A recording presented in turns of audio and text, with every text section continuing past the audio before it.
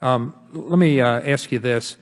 Bangladesh has long been considered a moderate Muslim country and resisting Islamic radicalism. There have been a couple of incidences just within the last week. It's believed that these are linked to extremist Islamic intolerant type groups. Could you comment on that and what can be done about it? Yeah, I'm glad that you're putting the focus on that, because that's a concern that we very much share. We've seen a series of attacks, terrorist attacks, in Bangladesh over the last several months, including the ones that you referred to.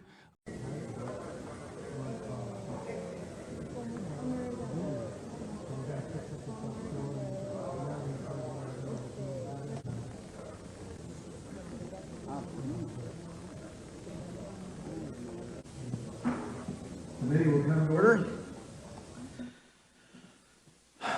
Some of the world's most dangerous flashpoints are in Asia, as are some of our closest allies, and these are critical relationships to foster.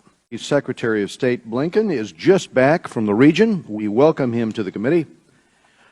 Introduce Mr. Blinken and have your testimony, and then we'll hear from the ranking member when he arrives. Thank you, Tony.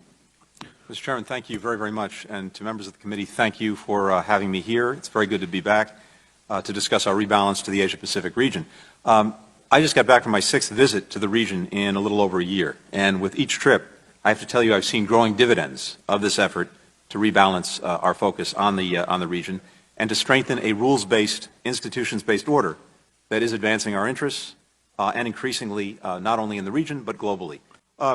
As you said, Mr. Chairman, really nowhere in the world are economic and strategic opportunities clearer or more compelling than in the Asia-Pacific region, home to 4 of our top 10 trading partners, 5 of our 7 treaty allies, the world's largest and fastest growing economies, including 40% of overall global growth, nearly 2/3 of the global middle class, and of course some of the most wired and innovative people in the world. Over the last 7 years, this rebalance to Asia, that is, deepening our strategic, economic, and diplomatic ties with the region commensurate with its importance, has helped shape a positive trajectory in the region.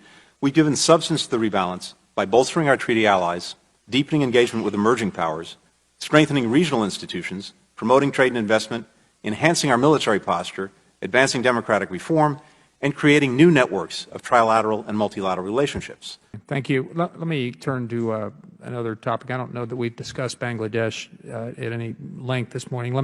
I think they clearly deserve more attention than they often have received, either by this administration or just in a whole range of things. But first of all, as we all know, an election was held a while back, and Sheikh Hasina was reelected. Of course, Khalida Zia and her party boycotted the election, and so the political situation is, I think, a bit iffy there. But let me ask you this.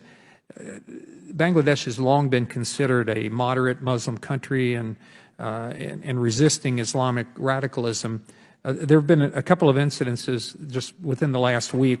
It's believed that these are linked to extremist Islamic intolerant type groups. Could you comment on that and what can be done about it?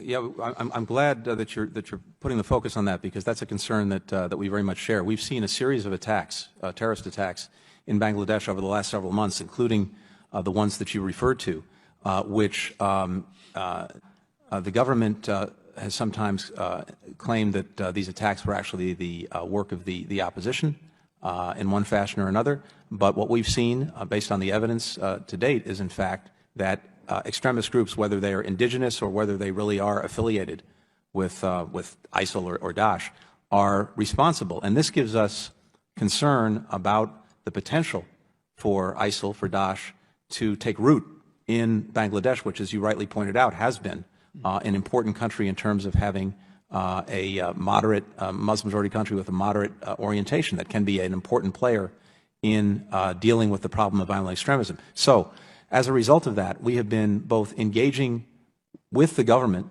on this problem, but also, for example, with India, given the relationship between India and Bangladesh, to raise the concern and to try to work together with them on countering violent extremism before it takes root in Bangladesh. That's the last thing we want. Okay. Thank you. Thank you, Mr. Shabbat. Chairman, thank you very much. We stand adjourned. Yeah.